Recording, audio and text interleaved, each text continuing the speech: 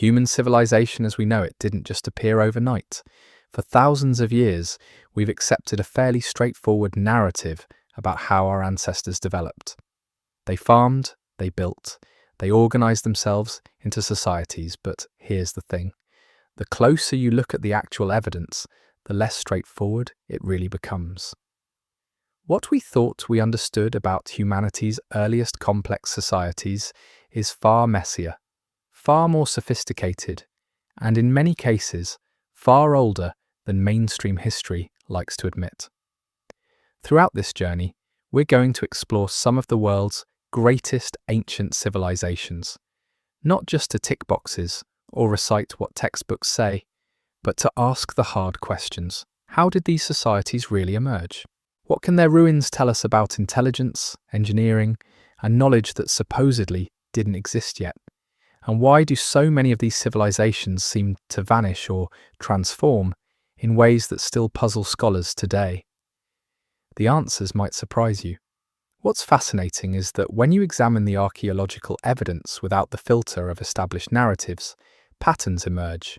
Patterns that suggest humanity's past was stranger, more capable, and far more interconnected than we've been told. We're talking about civilizations separated by thousands of miles, developing remarkably similar systems at nearly identical times in history. We're talking about engineering feats that shouldn't have been possible with the tools we think they used. We're talking about knowledge gaps in our historical record that grow wider the closer we look. So let's dive deep into these civilizations and see what the actual evidence reveals. Because history's greatest secrets aren't always lost. Sometimes they're simply overlooked. Now, when most people think about the birth of civilization, they think about Mesopotamia. And they're right too, because Mesopotamia really does seem to mark something genuinely remarkable in human history. Around 3,500 to 3000 BC, something extraordinary happened in the region between the Tigris and Euphrates rivers in what's now Iraq. The Sumerians appeared, and I say appeared because their origins remain genuinely mysterious. And with them came what's widely considered the world's first complex society.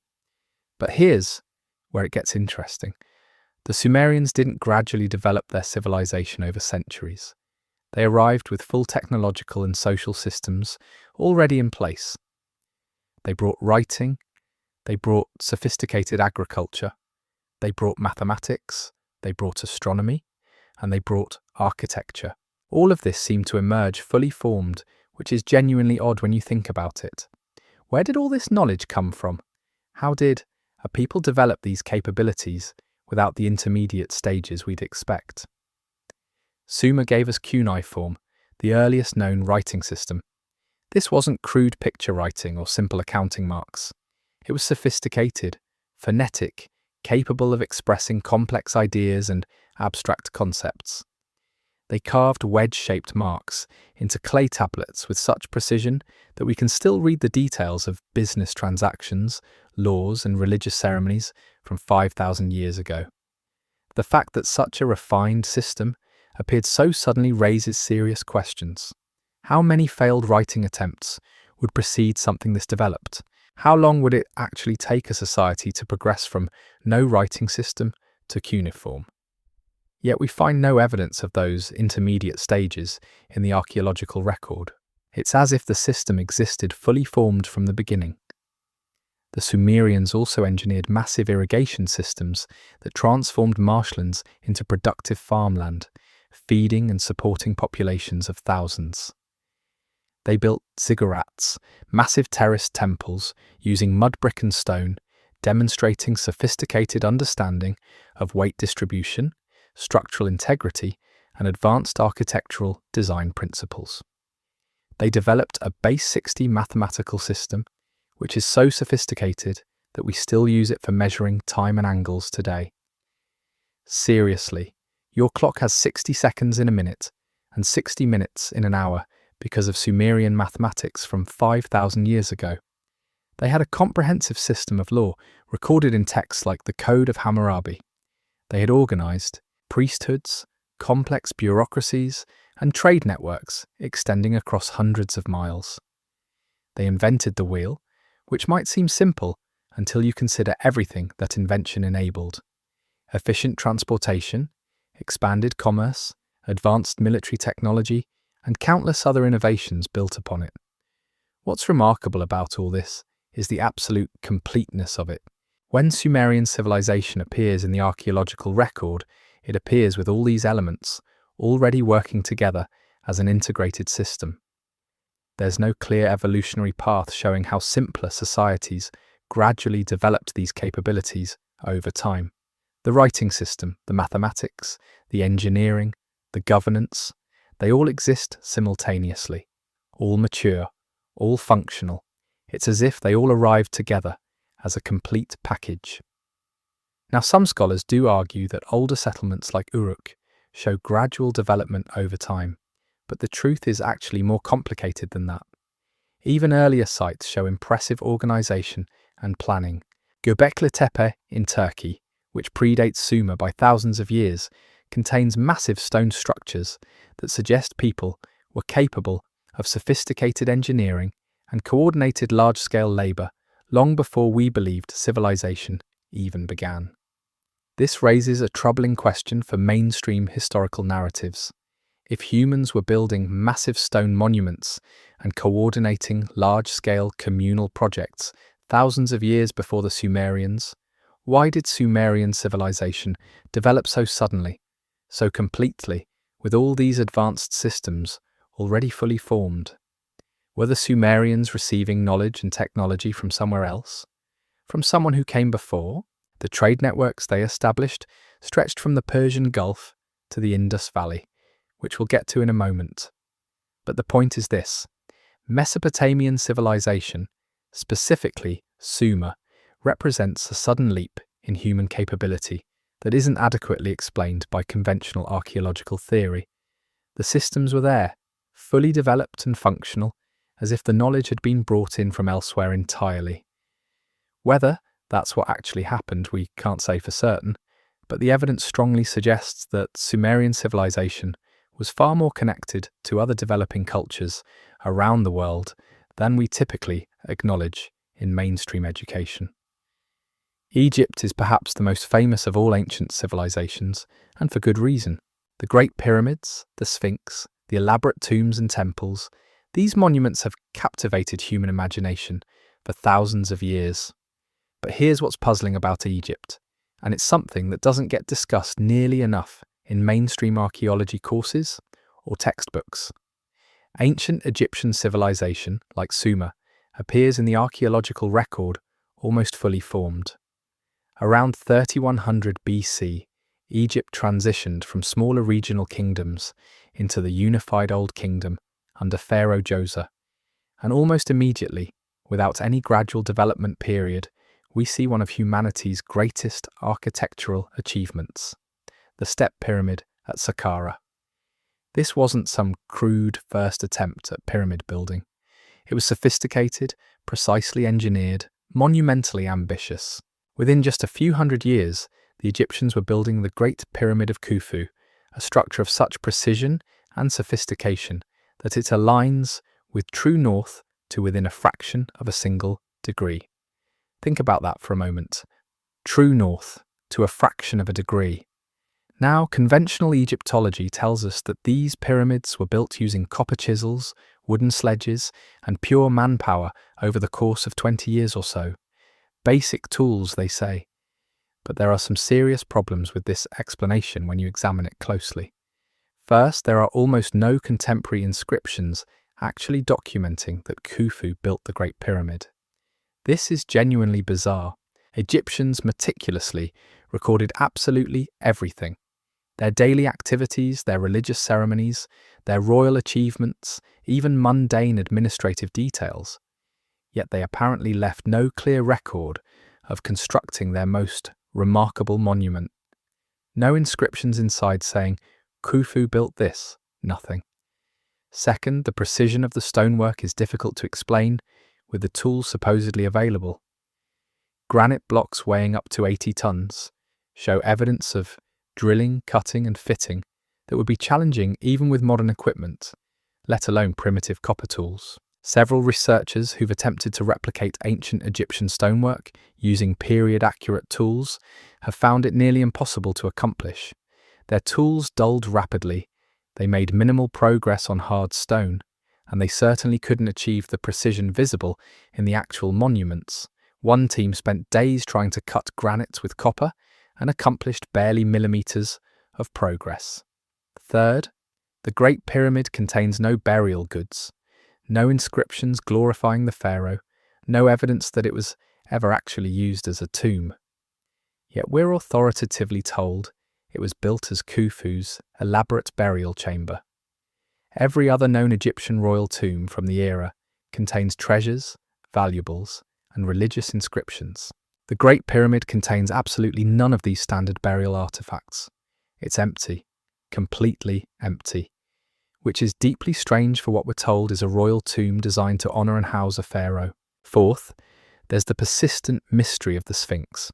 Recent geological evidence suggests that the Sphinx shows unmistakable signs of water erosion that would only be consistent with heavy rainfall patterns from approximately 12,000 years ago, long before the Pyramid Age was established.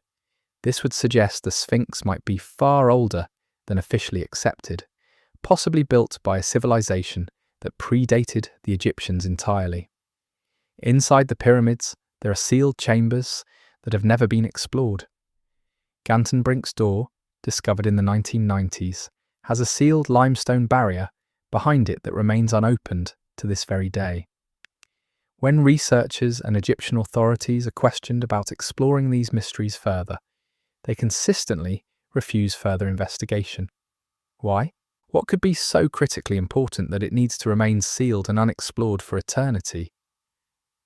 The sophistication of Egyptian mathematics, astronomy, and engineering suggests they possessed knowledge we don't typically credit them with in standard textbooks. Their architecture aligns with celestial patterns with extraordinary precision and incorporates geometric principles we're only now beginning to fully understand. Could Egyptian civilization have inherited advanced knowledge from an earlier source? Could these monuments represent something far different than what the conventional narrative has told us?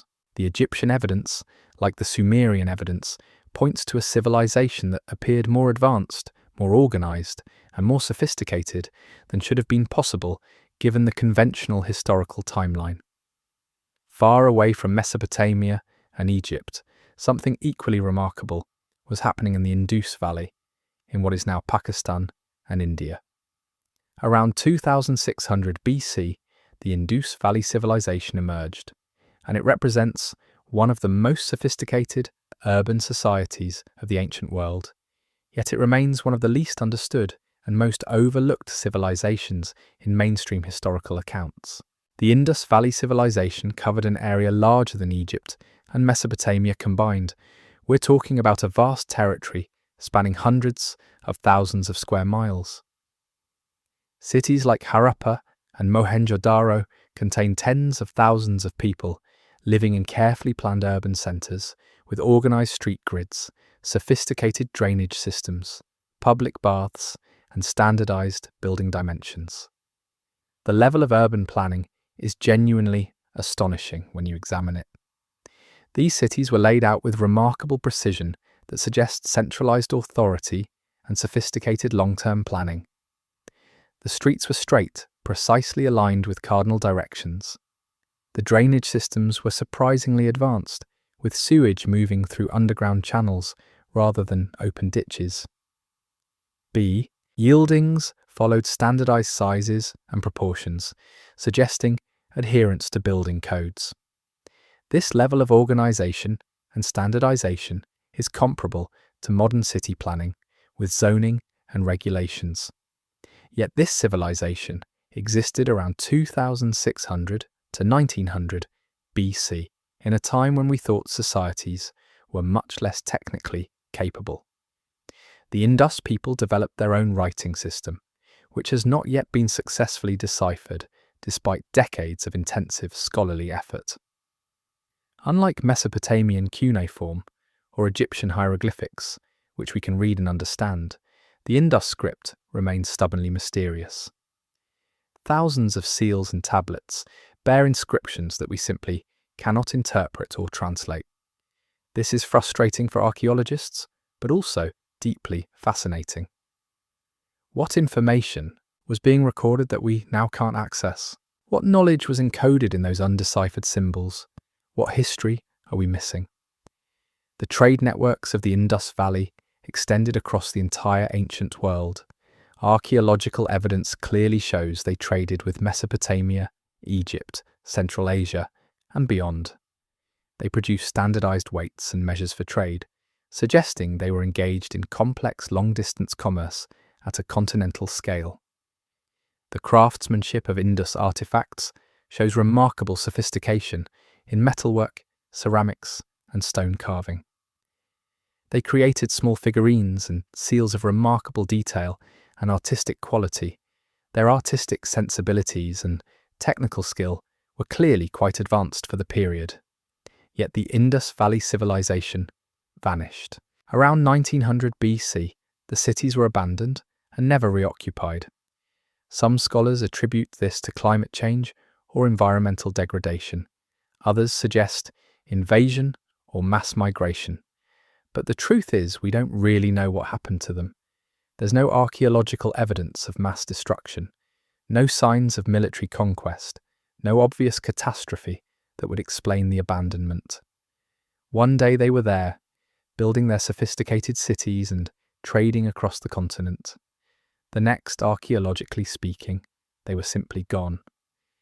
The people didn't disappear entirely. They likely migrated and merged with other populations, but into groups whose subsequent history we don't clearly track. This sudden abandonment of such an advanced civilization raises profound questions.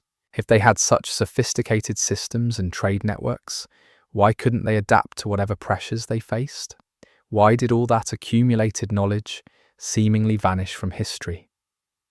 The Indus Valley civilization demonstrates conclusively that the ancient world contained multiple, independent, advanced societies.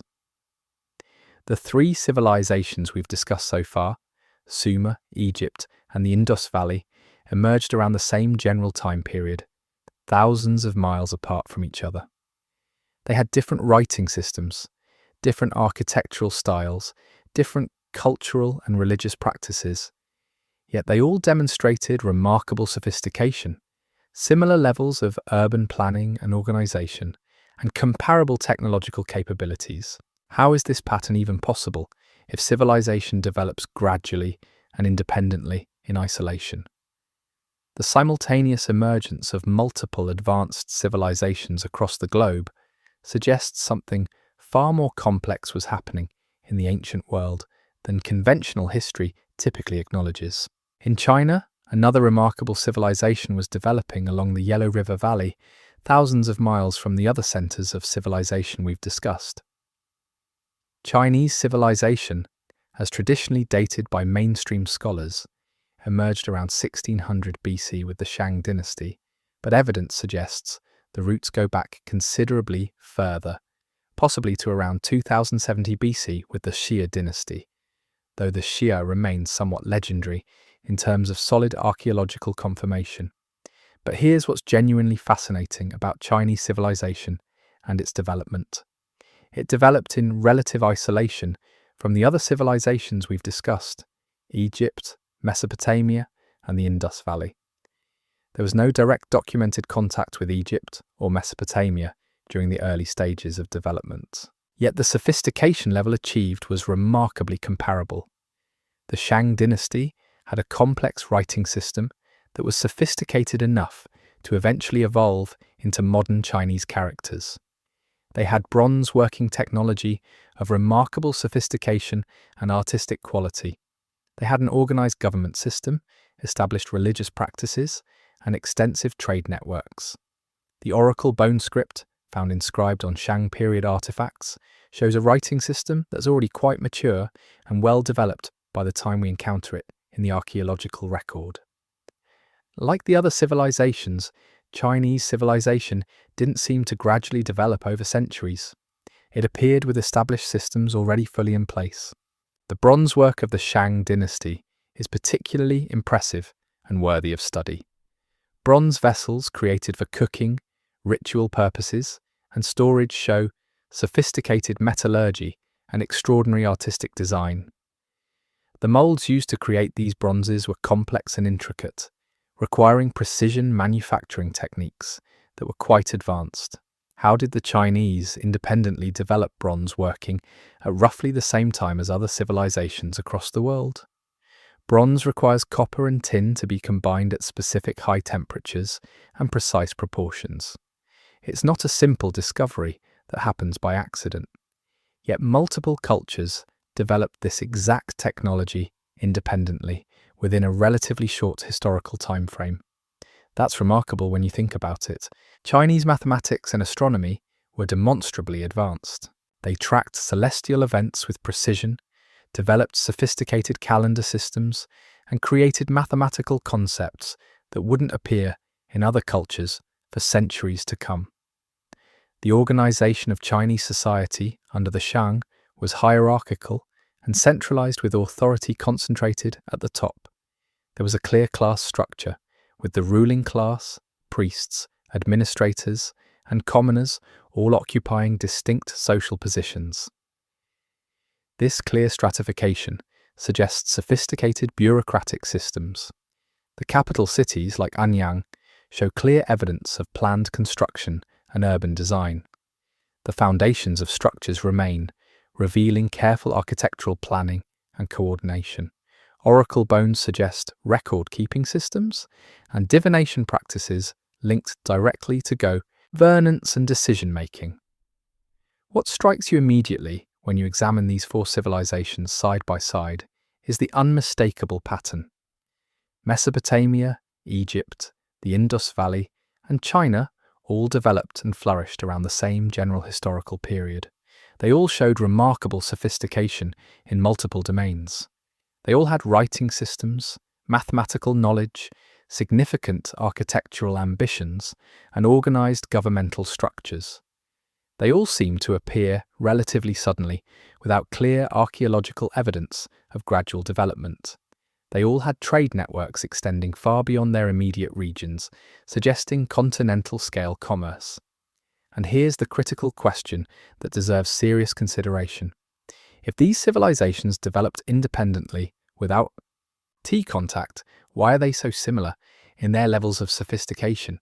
Why does each appear fully formed in the archaeological record without obvious precursors? Why are there so many persistent mysteries, undeciphered writing systems, sealed chambers, sudden abandonments, and evidence of knowledge that supposedly shouldn't exist yet? Mainstream archaeology attributes these patterns to coincidence and the natural, predictable course of human social development. But when you look at the actual hard evidence, without those convenient assumptions, a very different picture emerges.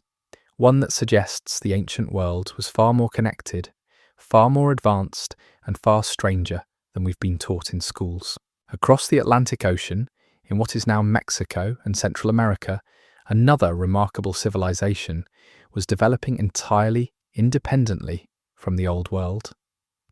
The Maya emerged as one of the most sophisticated civilizations in the ancient world, flourishing in the jungle regions of Mesoamerica from around 1500 BC onward, with their greatest achievements occurring during the classic period between 250 and 900 AD. The scale and sophistication of Maya civilization is genuinely staggering when you examine it carefully. They built massive cities deep within dense jungles, Tikal, Palenque, Calakmul, structures so vast and so well engineered that they supported tens of thousands of inhabitants. These were planned urban centers with pyramids, temples, palaces, sophisticated drainage systems, and ritual spaces. The engineering required to build monumental structures in a jungle environment is exponentially more difficult than building in flat deserts or river valleys. You're fighting against vegetation, moisture, decay, and geological instability. Yet the Maya accomplished it, creating some of the most impressive architecture of the ancient world. What's absolutely remarkable about the Maya is their mathematical and astronomical knowledge. They developed a base 20 numerical system, a vigesimal system that was remarkably sophisticated. They created the concept of zero independently, something that Old World civilization struggled with for centuries. The Old World didn't develop zero until centuries after the Maya had been using it. Mathematical historians often overlook this achievement, but the independent development of zero is genuinely significant. It suggests mathematical thinking far more advanced than we typically credit them with. This wasn't a simple counting system. It was a genuine mathematical framework enabling complex calculations.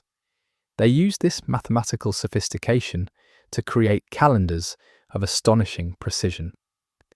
The Maya tracked celestial cycles with such accuracy that their calendars predicted astronomical events with remarkable accuracy. Their long count calendar could track time across periods of millions of years.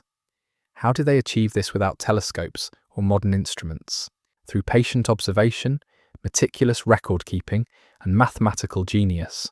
They tracked Venus cycles with such precision that their calculations are accurate to within hours over centuries.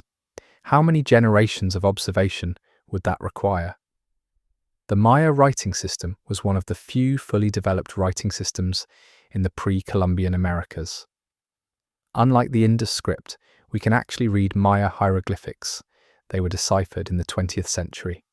Their written texts reveal sophisticated literature, histories, and religious texts.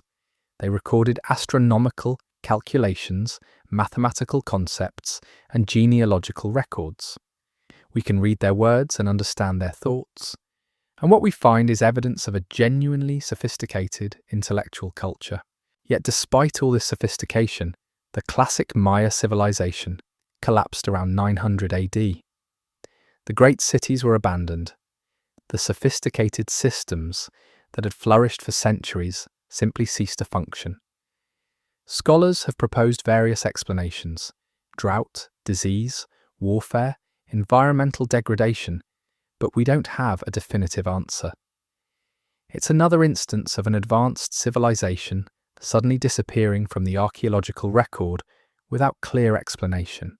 The Aztec would later arise in the same region, building Tenochtitlan on an island in Lake Texcoco around 1325 AD.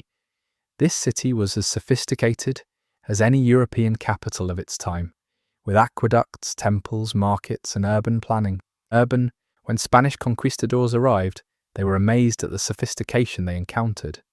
Yet mainstream historical education often dismisses pre-Columbian American civilizations as less advanced than their Old World counterparts. South America presents another example of advanced ancient civilization. The Nazca civilization of Peru created the Nazca lines, massive geoglyphs depicting animals, plants, and geometric patterns on the desert floor.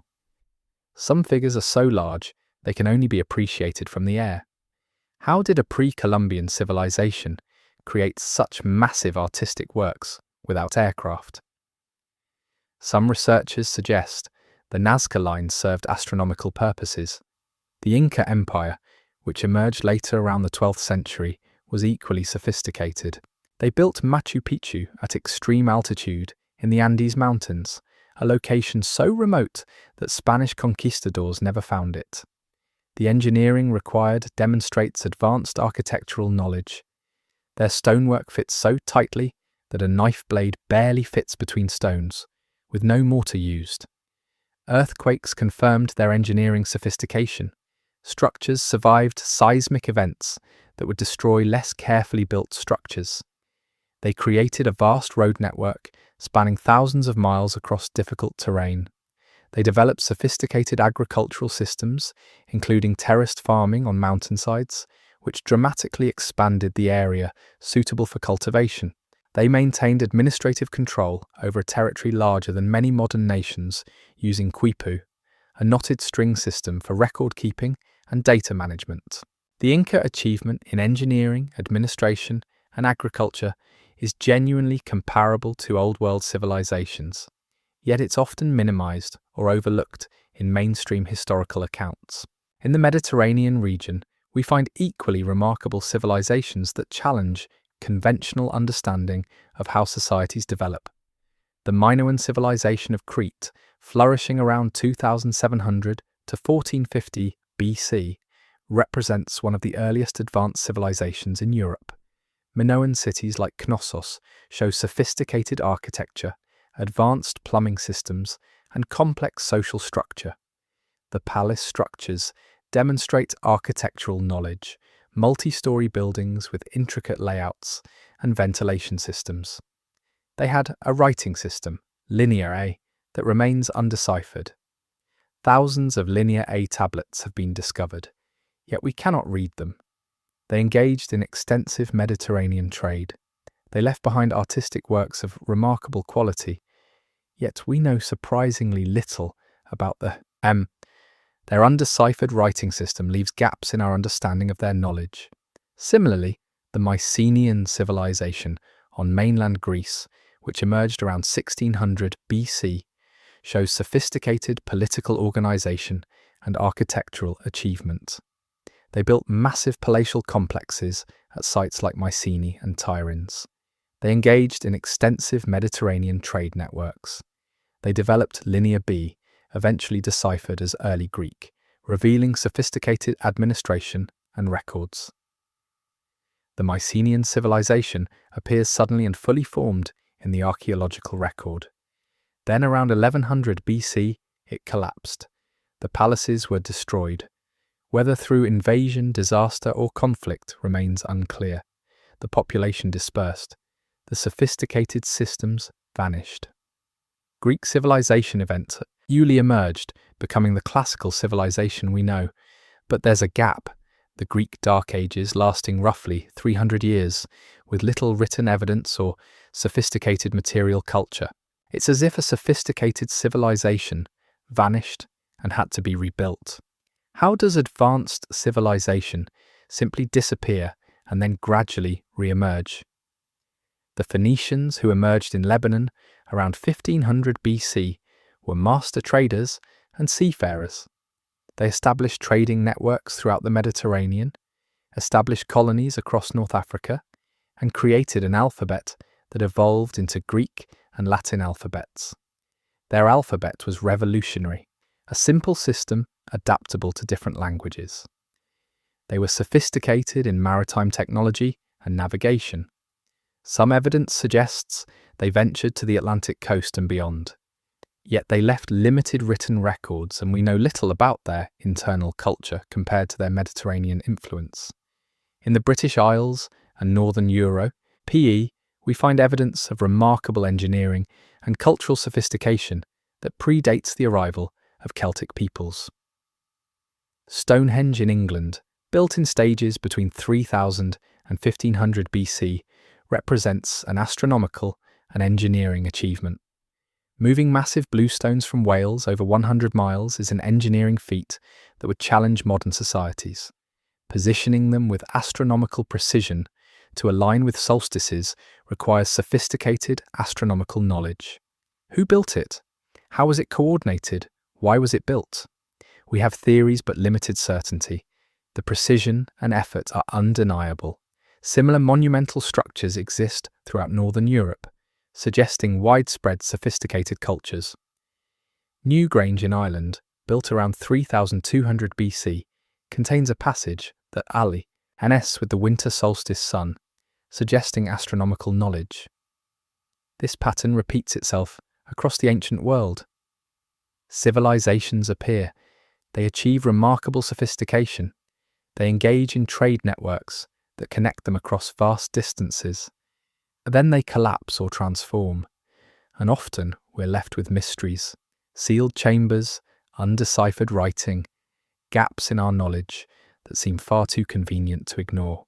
When you step back and look at the pattern of ancient civilizations globally, certain consistent themes emerge that challenge mainstream historical narratives. First, there's the issue of simultaneous development. We have civilizations emerging around the same general time period. Sumer, around 3500 BC, Egypt around 3100 BC, the Indus Valley around 2600 BC, early Chinese civilization around 2070 BC or later. Mesoamerican civilizations developing independently in the Americas, reaching comparable sophistication levels. Mediterranean civilizations emerging in similar timeframes. If civilization develops naturally, as societies gradually progress through stages of complexity, why do so many sophisticated civilizations appear around the same historical period? Coincidence seems increasingly inadequate as an explanation.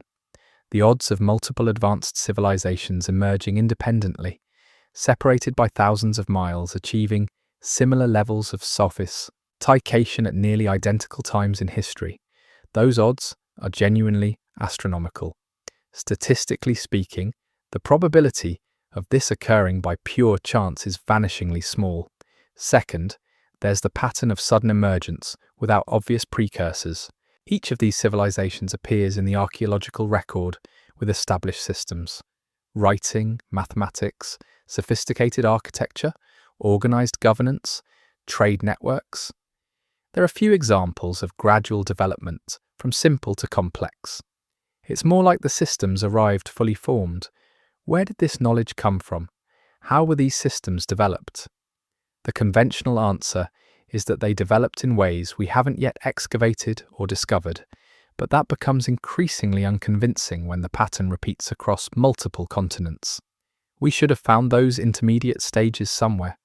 We should have found evidence of writing systems in transition, of mathematics developing gradually, of architecture growing more sophisticated over centuries.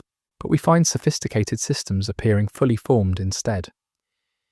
Third, there's the consistent pattern of decline or transformation. Advanced civilizations vanish or collapse without clear explanation. The Indus Valley civilization disappears around 1900 BC, abandoning sophisticated cities that were never reoccupied. The classic Maya collapse around 900 AD, abandoning great cities to the jungle. The Mycenaean civilization ends around 1100 BC, its palaces destroyed and its writing system abandoned. The Minoan civilization vanishes around 1450 BC, its cities destroyed. These aren't gradual declines we can trace through pottery styles and settlement patterns. They're relatively sudden transformations where sophisticated systems cease to function. How is this possible? What could cause such widespread disruption? Were there environmental catastrophes we haven't fully understood? Were there conflicts of a magnitude that could destroy sophisticated civilizations? Fourth, there's the persistent mystery of advanced knowledge and capabilities. We find evidence of precise astronomical knowledge in Egypt, Maya, and Chinese civilizations. We find evidence of sophisticated engineering in the pyramids, the Maya temples, the Inca structures, and Stonehenge. We find evidence of intricate planning and organization in city layouts, infrastructure systems, and water management. We find evidence of mathematical sophistication in multiple cultures that supposedly developed these abilities independently. Yet mainstream education continues to insist these civilizations were relatively simple and primitive by modern standards. The knowledge gaps are significant and poorly explained. Why do we minimize these achievements? Why do we dismiss them as fortunate guesses or our lucky discoveries? Fifth, there's the consistent pattern of sealed mysteries and resistance to deeper exploration. In Egypt, we have sealed chambers and restricted archaeological access. Throughout the ancient world, we have undeciphered writing systems. The Indus script, Minoan Linear A, Egyptian hieroglyphic texts still containing undeciphered sections. We have archaeological sites that are restricted or under-excavated. We have evidence that's been found, but not fully studied or made public. This pattern of mystery and restriction spans continents and civilizations, from Egypt to Peru to the Mediterranean. Why are so many mysteries off-limits to deeper exploration? What are we afraid of discovering? What truths might be revealed if we fully investigated these ancient mysteries? Sixth, And perhaps most significantly, there's the evidence of ancient trade networks spanning vast distances. Archaeological evidence clearly shows that these supposedly isolated civilizations were actually trading with each other. The Sumerians traded with the Indus Valley. We have seals and pottery that prove it. Egypt traded across Africa and into Asia. Minoan traders travelled throughout the Mediterranean, leaving evidence of their presence in foreign lands. The Phoenicians established trade networks across continents. Goods, technologies, and perhaps ideas were moving across the ancient world far more extensively than conventional history typically acknowledges.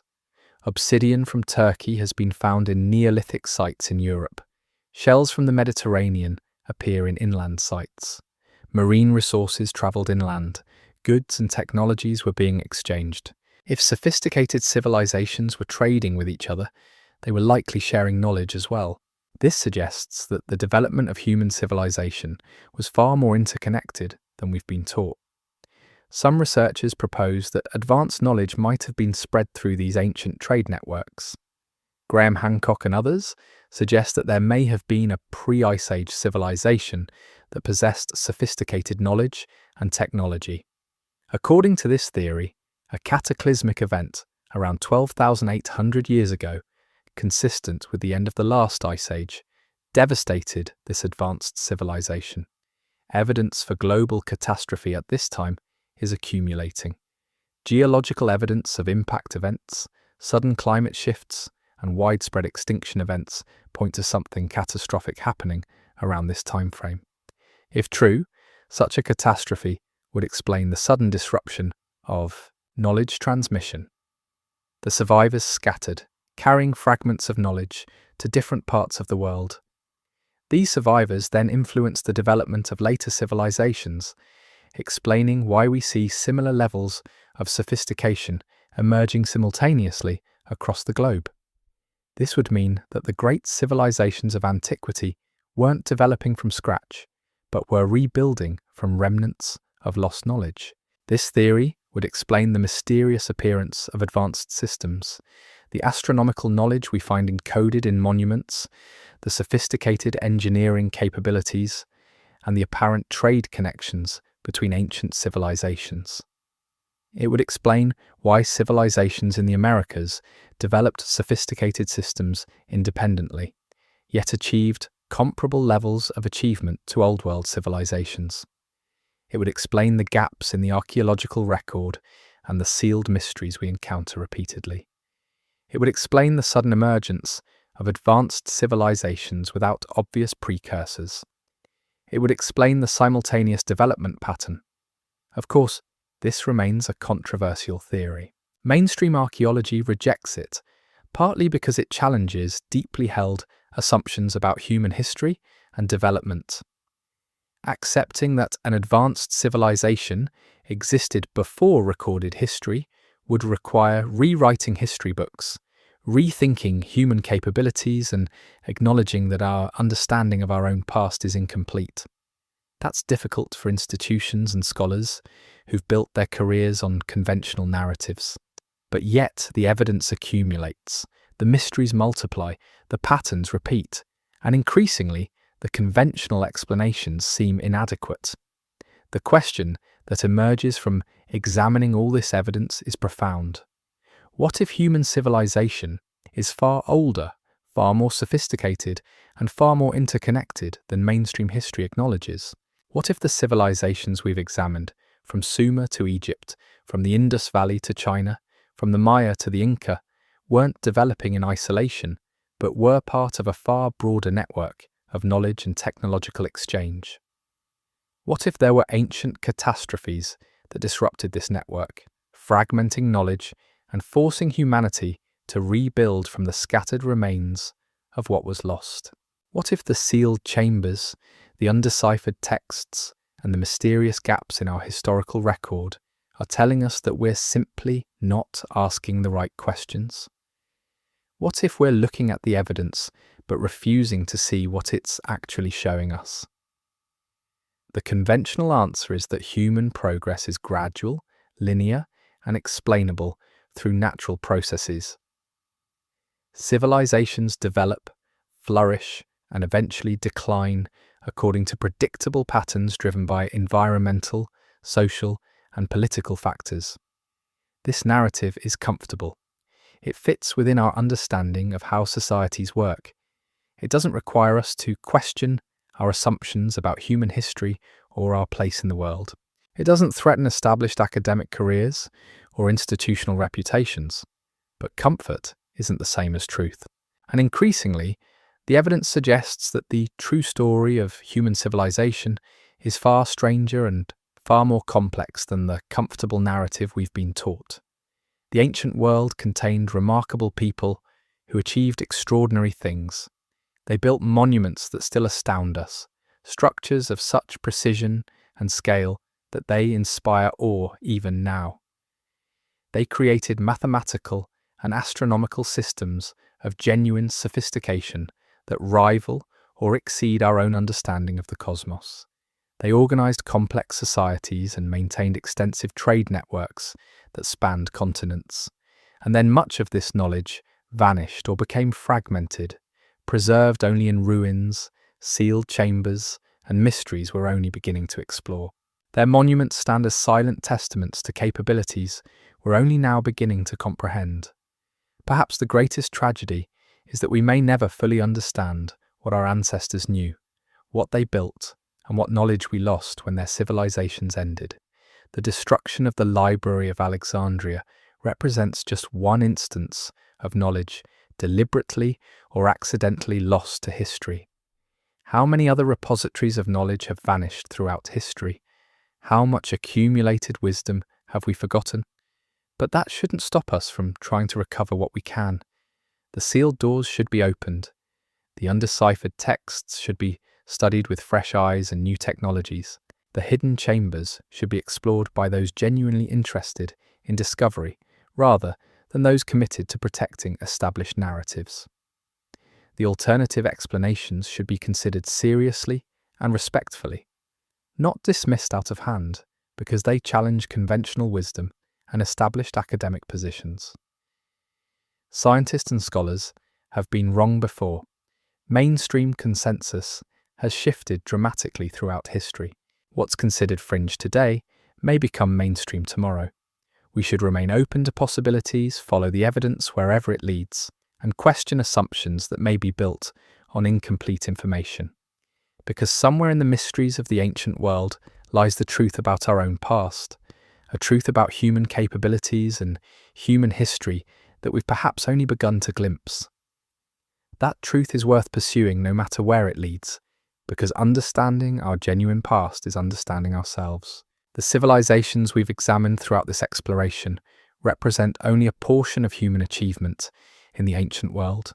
There are countless other sites yet to be excavated, countless mysteries yet to be explored, countless questions yet to be answered. The story of human civilization is far from complete. New technologies, satellite imaging, advanced dating methods, non-invasive scanning techniques are revealing ancient sites and structures previously hidden. As we continue exploring, we'll undoubtedly discover things that surprise us, that challenge our understanding, that rewrite what we thought we knew. That process is precisely what science should be. It's precisely what history should be. Not the defense of established narratives, but the relentless pursuit of truth. So let us ask the hard questions. Let us examine the evidence critically and carefully. Let us remain open to possibilities that challenge established convention. And let us pursue knowledge of our ancient past with the vigor, integrity, and honesty that the subject genuinely deserves.